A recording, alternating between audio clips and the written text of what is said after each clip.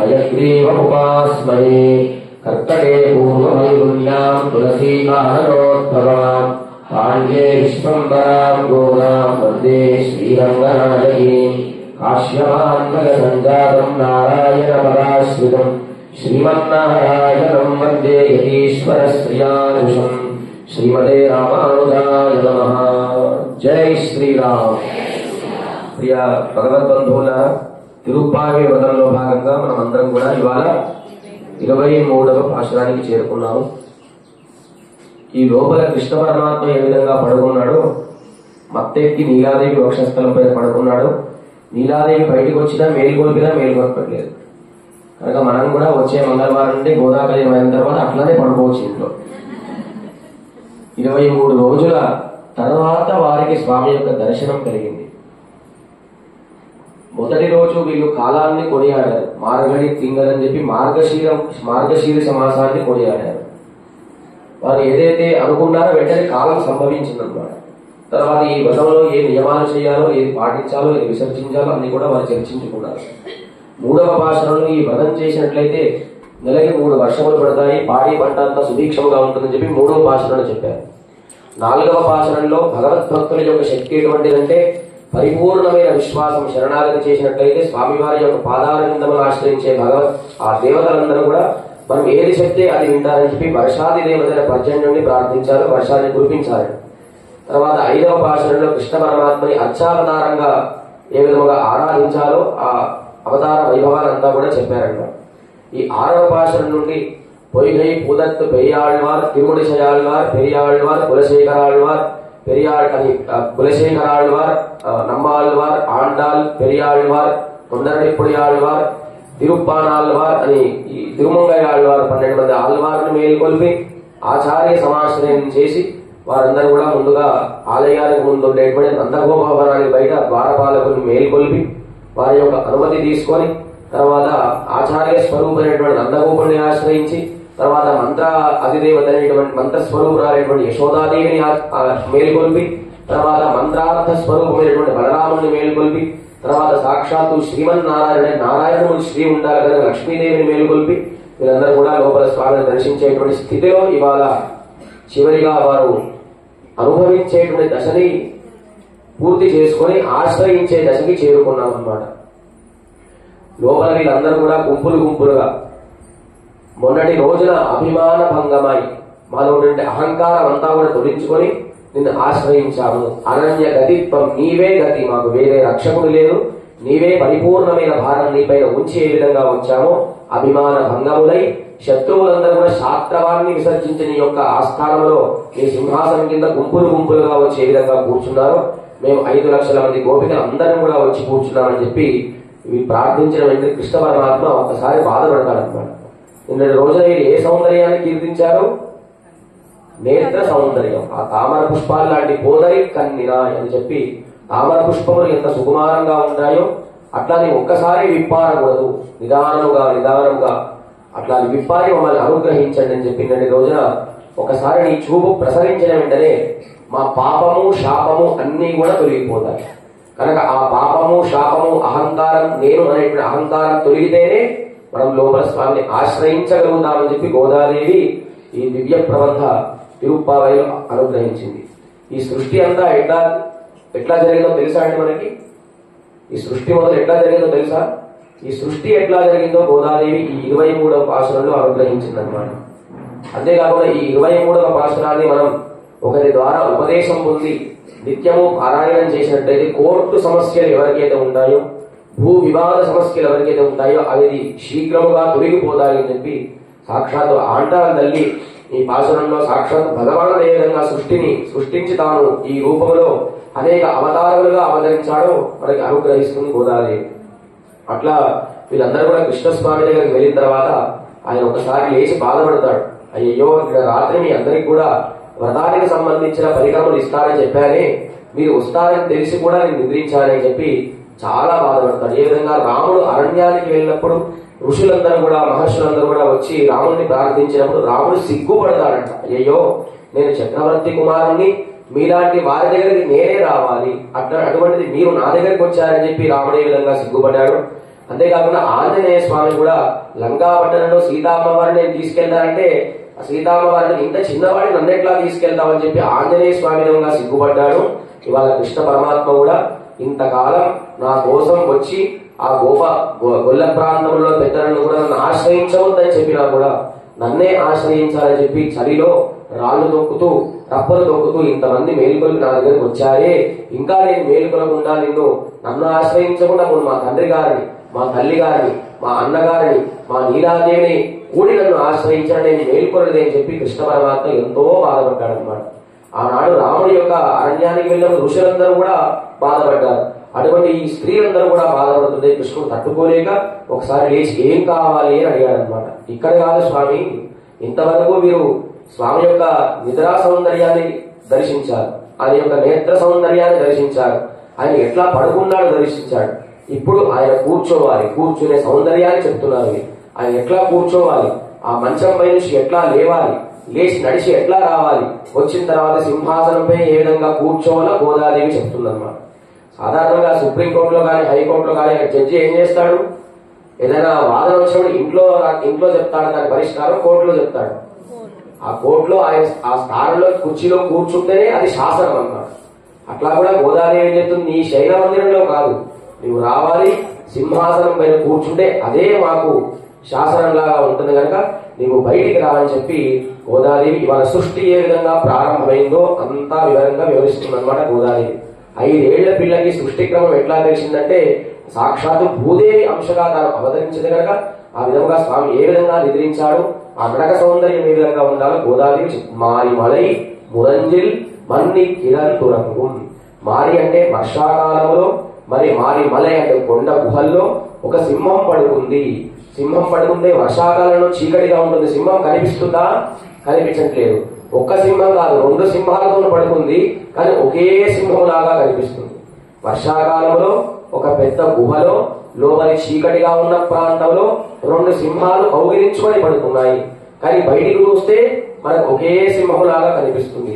కనుక ఏ విధంగా నీలాకృష్ణుడు పడుకున్నారో ఆ విధముగా కృష్ణ పరమాత్మ నీలాదేవిని కౌగిలించుకొని తాను ఇద్దరుగా పడుకున్నా ఒకేలాగా కనిపిస్తున్నాడు అని చెప్పి అంటున్నమాట.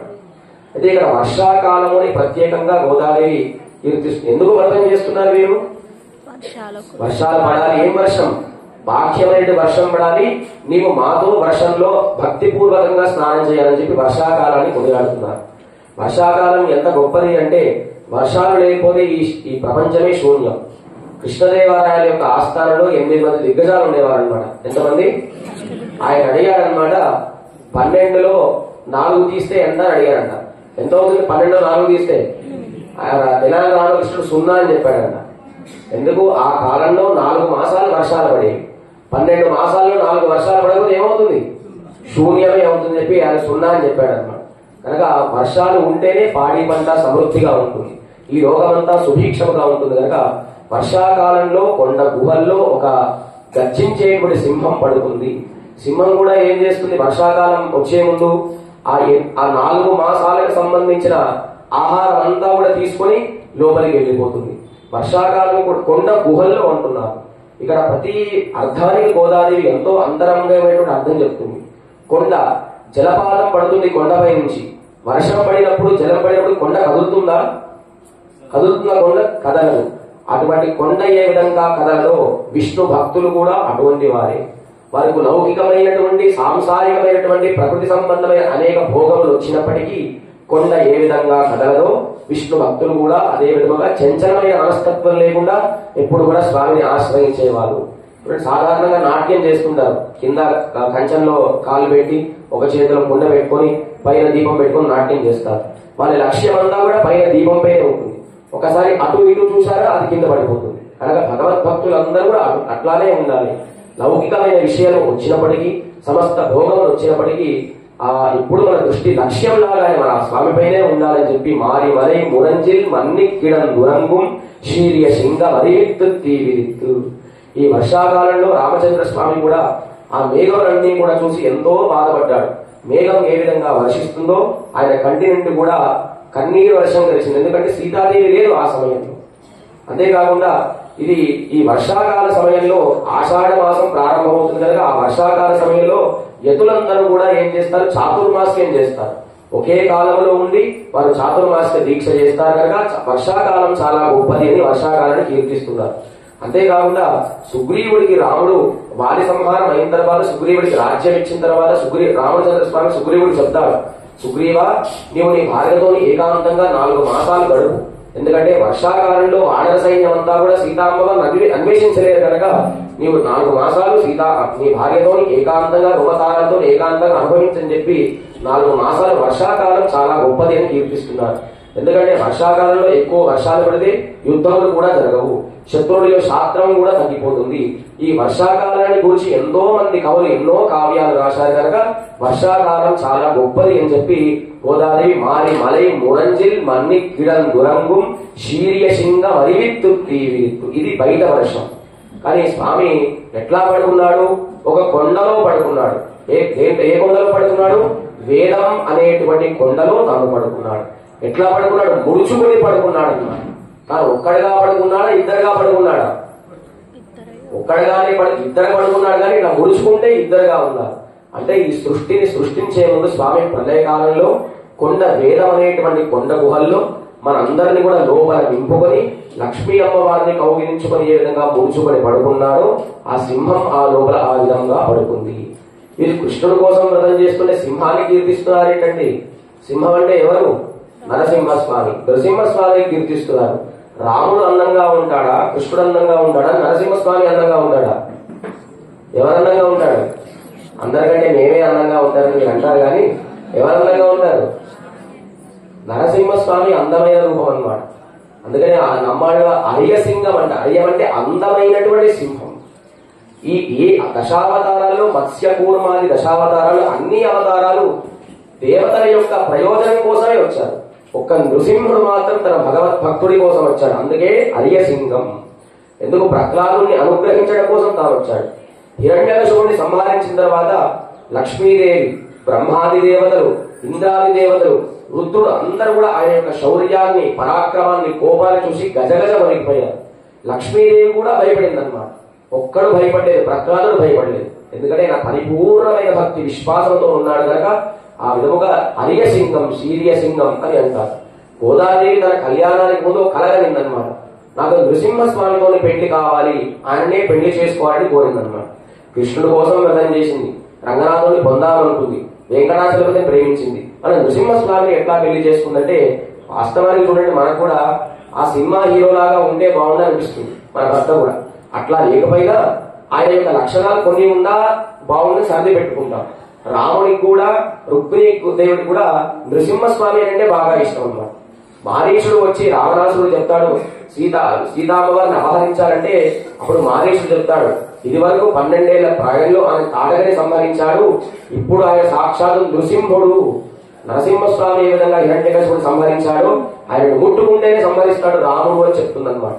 అంతేకాదు సీతామ్మవారి కూడా ఆంజనేయ స్వామి వెళ్ళినప్పుడు రాముడు సాక్షాత్తు నృసింహస్వామి లాంటి వాడని చెప్పి సీతాదేవి అంటుంది. మన రుక్మిణీదేవి కూడా కృష్ణుడిని ఆయన సాక్షాత్తు యాదవ సింహం లాంటి వాడు అంటుంది.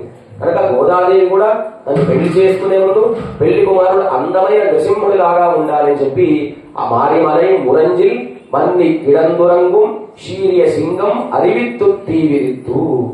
ఏ గుహల్లో పడుకున్నారే స్వామి? ఏ గుహల్లో పడుకున్నాడు? వేదం అనేటువంటి గుహల్లో పడుకున్నాడు. బయట గోదాదేవి ఏం చెప్తుంది? కొండ గుహల్లో సింహం పడుకుంది. అంతరముగా వేద గుహల్లో ఈ ప్రళయాన్ని అంతా కూడా సృష్టిని తాను లోపల నింపుకొని లక్ష్మీదేవిని ఆలింగనం చేసుకొని తర్వాత తాను నిద్రలేవబోతున్నాడు. మారి మలై మురంజిల్ మన్ని కిడందురంగం శీర్య సింగం అరివిత్తు తీవిరిత్తు. అంతేకాకుండా సీతామ్మవారి ఒడిలో రాముడు పడుకున్నప్పుడు సుఖసుప్త, ఆమె యొక్క నిద్రా సౌందర్యాన్ని చూసి సీతామ్మవారు సాక్షాత్తు సింహంలాగా ఉన్నాడు రాముడు అని కీర్తిస్తుంది అన్నమాట. అందుకనే రాముడు ఒళ్ళో పడుకున్నా సీతాదేవికి ఏం భయం ఉండేది కాదు. అటు పక్కన సింహం వెళ్ళినా ఏనుగు వెళ్ళినా భయపడేది కాదు. ఎందుకంటే సాక్షాత్తు పక్కనే పెద్ద సింహం ఉండగా పక్కన ఎంతమంది వచ్చినా సీతాదేవి భయపడేది కాదు. అటువంటి సుఖసూక్త అందమైన నిద్రా సౌందర్యం కలిగిన రాముడిని కీర్తించిందనమాట సీతాదేవి. అంతేకాకుండా రాముడు లక్ష్మణుని విశ్వామిత్రుడు అరణ్యానికి తీసుకెళ్లినప్పుడు ఆయన ఏకాంతంగా ఉదయాన్నే విశ్వామిత్రుడు లేచి కౌసల్య సుప్రజ రామ అని అంటాడు. కానీ ఆయనకి రాత్రి కూడా తెల్లవారు 4-5 రాముడు మాత్రమే కనిపించాడు, లక్ష్మణస్వామి కనిపించలేదు. అయ్యో అదేంటి, నేను ఇద్దరిని తీసుకొచ్చానే, నాకు ఒక్కడే కనిపిస్తుందంటే సాక్షాత్ లక్ష్మణస్వామి ఎవరు? ఆదిశేషుడు అంశ. ఆయన పాములాగా రాముడి కింద ఉన్నాడనమాట, రాముడు దానిపైన పడుకున్నాడు కనుక అటువంటి అందమైన నిద్రా సౌందర్యాన్ని దశరథ చక్రవర్తి కూడా దర్శించలేదు. అటువంటి నిద్రా సౌందర్యం ఇద్దరు దొరికింది. ఎవరెవరికి? కౌసల్యకి, మన విశ్వామిత్రుడికి. ఎందుకంటే దశరథుడు ఎప్పుడు కూడా కైకేయి భవనంలో ఉండేవాడు. అటువంటి అందమైన నిద్రా సౌందర్యం కలిగిన సింహం గుహలో పడుకుంది. సింహం పడుకున్న వెంటనే ఏం చేస్తుంది? తీవిరిత్తు, ఒకసారి తెలివి తెచ్చుకుంటుంది. తెలివి తెచ్చుకున్న తర్వాత ఏం చేస్తుంది? 2 కళ్ళు విప్పారుతుంది, ఒకసారి లేస్తుంది. లేచి ఏం చేస్తుంది? 2 ముందర కాలు ముందర జాపుతుంది, వెనకాల జాపుతుంది. తర్వాత ఏం చేస్తుంది? గట్టిగా అటు ఇటు అటు ఉంటుంది అనమాట. అప్పుడు ఈ వెంట్రుకల్లో ఒక అందమైనటువంటి గంధం వాసన వస్తుంది. మనం కూడా జూ పార్క్ వెళ్తే ఆ సింహం ఎక్కడైతే ఉంటుందో దాని చుట్టూ దగ్గర నుంచి ఒక రకమైన వాసన వస్తుంది. ఆ విధముగా స్వామి మారి మలై మురంజిల్ మన్ని కిడందురంగు శీరియ సింగ అరివిత్తు తీవిరిస్తు వేరి మయర్ పొంగ వెప్పాడు పేరుందుదరి. అలా అయితే తెలివి తెచ్చుకుంది సింహం అంటుంది. అయితే 4 మాసాలు సింహం పడుకున్న తర్వాత ఎవరైనా చెప్తారు, లేపుతారండి సింహం లేవని చెప్పి చెప్తే ఏమవుతుంది? మరణ పడుకోబెడుతుంది. కనుక అలా తెలివి తెచ్చుకొని ఆ సింహం ఏ విధంగా తెలివి తెచ్చుకుందో స్వామి పడుకునే దశలో యోగ నిద్రలు తాను తెలివి తెచ్చుకున్నాడు. ఏమని? ఈ సృష్టిని సంకల్పించాలని తెలివి తెచ్చుకున్నాడు. అలా ఒకసారి సింహం లేచినట్టు ఏం చేస్తుంది? గట్టిగా గర్జిస్తుంది అన్నమాట. ఆ విధంగా గర్జించిన వెంటనే పడుకున్న వెంటనే ఒకసారి లేచి గట్టిగా ఒళ్ళు అటు ఇటు చాపుతుంది. లేచిన వెంటనే ఒక్కసారి మెల్లగా సింహం కళ్ళు తెరుస్తుంది. ఆ కళ్ళు ఎట్లా ఉంటాయి? పడుకున్న వెంటనే కళ్ళు ఎట్లా 4 నెలలు పడుకున్న తర్వాత కళ్ళు ఎట్లుంటాయి? ఎర్రగా ఉంటాయి. చూడండి, సాధారణంగా నిద్ర లేచిన తర్వాత ఈ కంటి రెప్పలకి కంటి మధ్యలో చిన్న దారపోగు లాంటివి ఇట్లా కనిపిస్తుంటాయి అన్నమాట. మన దాని ఏమంటారు, బూజు పురుగు ఏ విధంగా దారం ఉంటుందో పడుకున్నప్పుడు ఈ కంటి రెప్పలకి దీనికి ఇట్లా ఊసులు లాంటి ఇట్లా సన్న తీగలు లాంటిది ఉంటుంది అనమాట. అటువంటి అందముగా నిద్ర లేస్తే కళ్ళు ఎర్రగా ఉంటాయి. నిద్ర లేచిన వెంటనే ఒకసారి గట్టిగా ఆవలింతలు తీస్తే ఏమొస్తుంది? నీటి చుక్కలు వస్తాయి.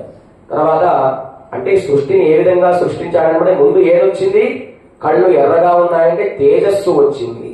తర్వాత కంటి నీరు కారిందంటే నీరు ఉత్పన్నమైంది. తర్వాత రామచంద్ర స్వామి ఎట్లా అవతరించాడు? యజ్ఞము చేస్తే యజ్ఞంలో పాయసం వస్తే ఆయన ఈ భూమి మీద అవతరించాడు. అంటే మొదటి సృష్టికి ఏది ప్రారంభం? తేజస్సు, నిప్పు ప్రారంభమైంది. తర్వాత నీరు, తర్వాత ఈ పృథివీ, ఈ సృష్టి క్రమాన్ని చెప్పిందనమాట. ఆ విధంగా ఒకసారి సింహం గట్టిగా గర్జించింది. గర్జించిన వెంటనే స్వామి ఎట్లా గర్జించాడు? తన వేదమంతా గర్జించి బ్రహ్మకి ఉపదేశం చేశాడు.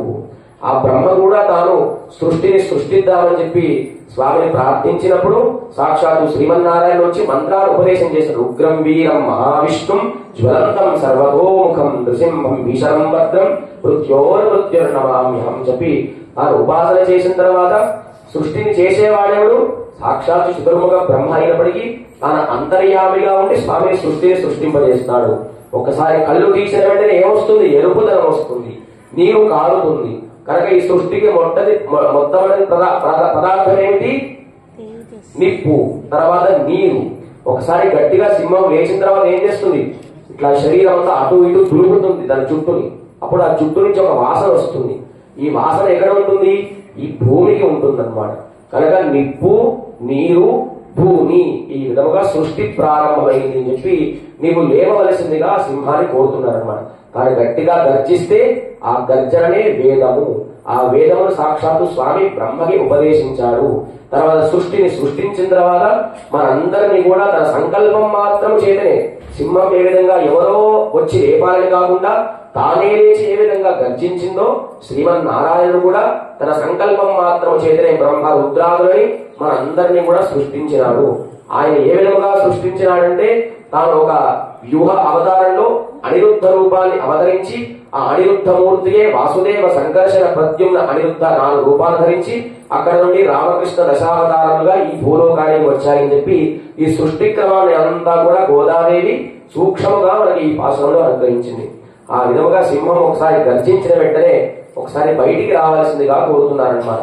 అప్పుడు కృష్ణ పరమాత్మ ఎప్పాడం పేర్ముదరి మూరిని వింది మురంగి పురప్పట్టు పోదరుమా పోలే నీ పూవై పూవన్నా. ఇప్పుడు వీరు సింహాలతో కీర్తించారు కనుక అప్పుడు కృష్ణుడు అంటాడు, నేను రాఘవ సింహంలాగా రావాలా, కృష్ణ సింహంలాగా రావాలా, నృసింహుడిగా రావాలా అంటే మనకి విష్ణు సహస్రనామంలో చతుర్మూర్తిశ్చతుర్బాహుశ్చతుర్వ్యూహశ్చతుర్గతి, రాముడు నడిస్తే 4 రూపాలుగా నడిచేవాడు అనమాట. గజము, సింహము, శార్దూలము, వృషభము.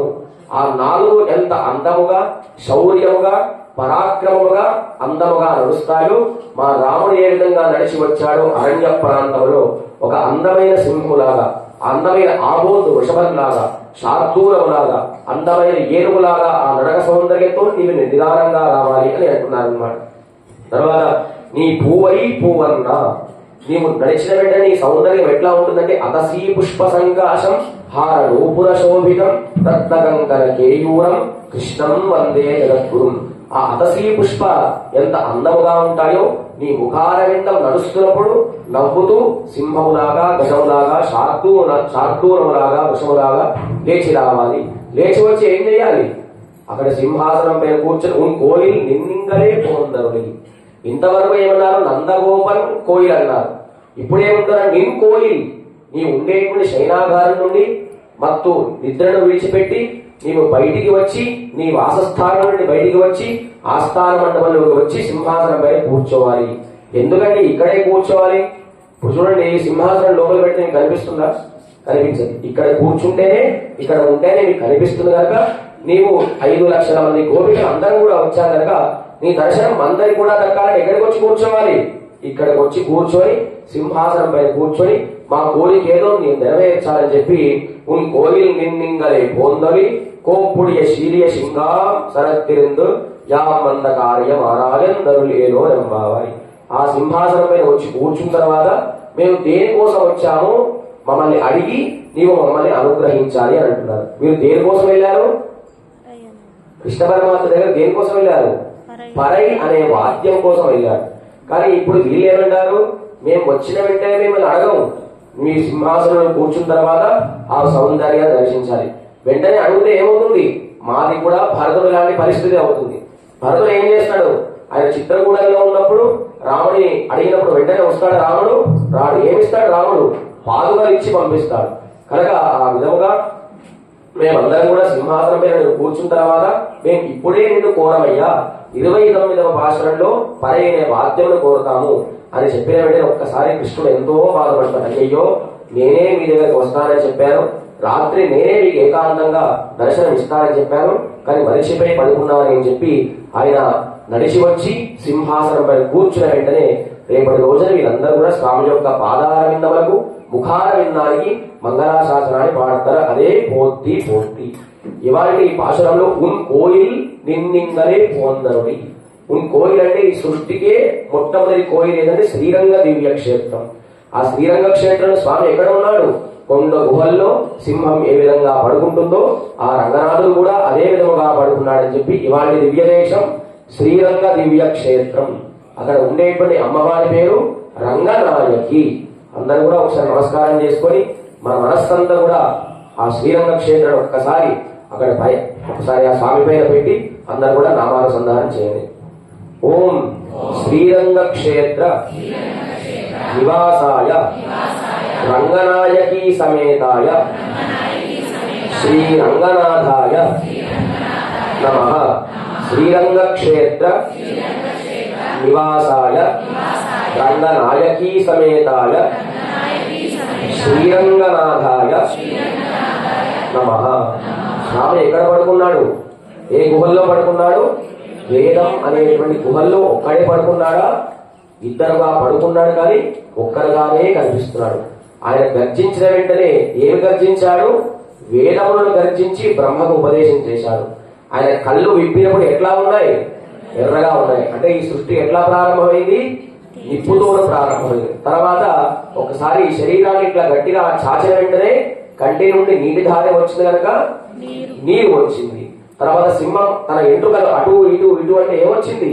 వాసన వచ్చింది. వాసన దేని నుండి వస్తుంది?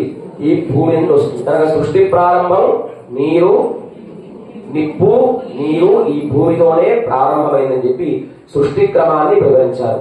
స్వామి యొక్క ముఖం ఏ విధంగా ఉంటుంది? అతసీ పుష్పం ఎంత అందముగా ఉంటుందో అందమైన ముఖారవిందముగా ఉంటుంది. స్వామి యొక్క నడక సౌందర్యం ఎన్ని రూపములు? చతుర్గతి. ఏంటంటే సింహము, వృషభము, శార్దూలము, ఏనుగు, ఈ విధముగా 4 రూపాల నడక సౌందర్యాలు. అరణ్యానికి వెళ్లే ముందు సుమిత్రాదేవి లక్ష్మణ స్వామితో చెప్తుంది, నీవు మీ అన్నగారితో జాగ్రత్తగా ఉండమని చెప్తుంది. అదేంటండి, రాముడే కదా ఇబ్బంది పెడతాడా అంటే కాదు.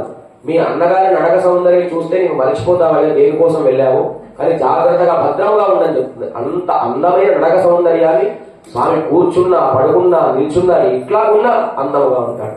మనం నిల్చుంటామని అంతసేపు మాలలు వేసుకొని అంతసేపు పడుకుంటామా, ఇంతసేపు కూర్చుంటే కాళ్ళు నొప్పులు వస్తాయి. మనందరినీ అనుగ్రహించడానికి మన కోదండరాముడు 14 సంవత్సరములు పాల్గొన లేకుండా అరణ్యంలో గడిచి ఎంతో మందితో యుద్ధం చేసి ఇప్పుడు మన ఆలయానికి వచ్చి 32 సంవత్సరాల నుండి తాను ఉంచుకునే ఉంటున్నాడు. అది ఈ పాశురం యొక్క అంతరార్థం. ఇవాళ దివ్యక్షేత్రం ఏమిటి? శ్రీరంగ దివ్యక్షేత్రం. అక్కడ ఉండేటువంటి అమ్మవారి పేరు ఏమిటి? రంగనాయకి. ఆండాల్ దివ్య తిరువడిగలే శరణం. జై శ్రీరామ్, జయ గోవింద. నృసింహస్వామిని కీర్తించింది గోదాదేవి. ఆ సింహం ఇద్దరుగా కూడి ఉండి బయటకి ఒకేలాగా కనిపించడంతో లోపల ఆయన పరాక్రమవంతమైన శీర్య శృంగ మరియు శౌర్యవంతమైన పరాక్రమ కలిగిన సింహం లోపల పడుతుంది. కనుక ఈ లోపల ఆలయాన్ని ఒక కొండ గుహల్లాగా అందరూ కూడా భావించండి. లోపల సింహం ఏ విధంగా పడుతుందో దాని సీతా సమేతుడి రామచంద్ర స్వామి ఇట్లా సింహంలాగా కనిపించేలాగా దర్శించండి. ఆ సింహం ఒకసారి లేచి గర్జించి దయా అనేటువంటి కృపను అనుగ్రహించాలని చెప్పి అందరూ కూడా ఒకసారి శ్రీరంగ క్షేత్రంలో రంగనాయకి సమేత రంగనాథుని లోపల సింహంలాగా వేయించే రామచంద్ర స్వామిని అందరూ మనసావాస గమన ధ్యానిస్తూ భాషల అర్థాన్ని భావిస్తూ అందరూ కూడా మంగళ నీరాజనాన్ని స్వామికి సమర్పించండి.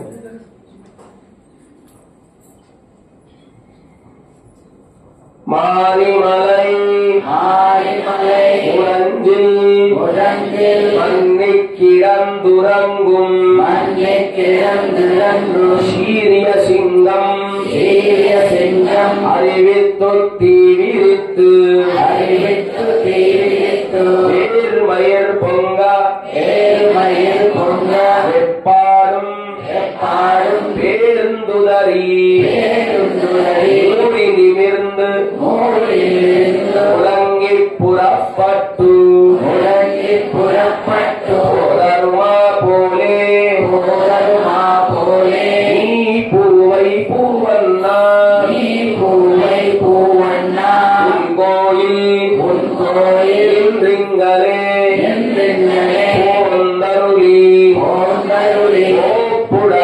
கோப்புடைய சீரிய சிங்காசனத்திரிந்து யாம் வந்த காரியம் ஆராயந்தருளேரோ எம்பாவாய் மாரிமலை முரஞ்சில் మన్నికిడందురంగుం రెండు సింహాలు లోపల పడుకున్నాయి. శీర్య సింగం అరివిత్తు విరిత్తు ఆశ్రమం ఎట్లా ఉంది? శిరియ సింగం అరివిత్తు పరాక్రమవంత సింహం లోపల పడుతుంది. వేలిమయర్ పొంగ వెప్పాడుం పేరుందుదరి ఒకసారి కాళ్ళు ముందుకి వెనకాలకి చాపింది, 2 కళ్ళు తెరిచింది, గట్టిగా శరీరాన్ని అటు ఇటు తెలదరించింది. తర్వాత వెంట్రుకల నుంచి అందమైన వాసన వస్తుంది. మూడి నిమిర్ந்து మురంగి పురపట్టు ఉదరుమా పోలే ఉదరుమా పోలే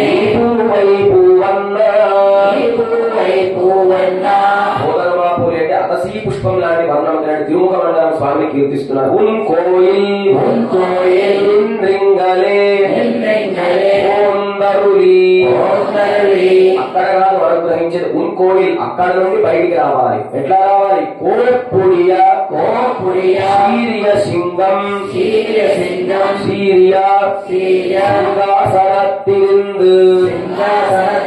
చతుర్గతిలాగా సింహము, వృషభము, శార్దూలము ఏనుగు నడిస్తే ఎంత అందంగా వస్తుందో అందంగా నడిచి ఎట్లా కూర్చోవాలి? సింహాసనత్తిరిందు సింహాసనం మీద కూర్చోవాలి. యాం వంద కార్యం ఆరాయం తరులేలో కూర్చున్న తర్వాత యాం వంద కార్యం, మేము ఏ ప్రయోజనం కోసం వచ్చామో అది నువ్వు అడిగి తెలుసుకోవాలని చెప్పి ఆండాల తల్లి ఈ పాశనార్థాన్ని అనుగ్రహించింది. నీలాకుంగస్తనగిరితయేషుక్తముద్భోజ్యవిష్ణం ఆరాధ్యం స్వం శృతిశరశిరసిద్ధమధ్యాపయంతి ఓ శిష్టాయాం సజని గణితం యా బలాకృత్యం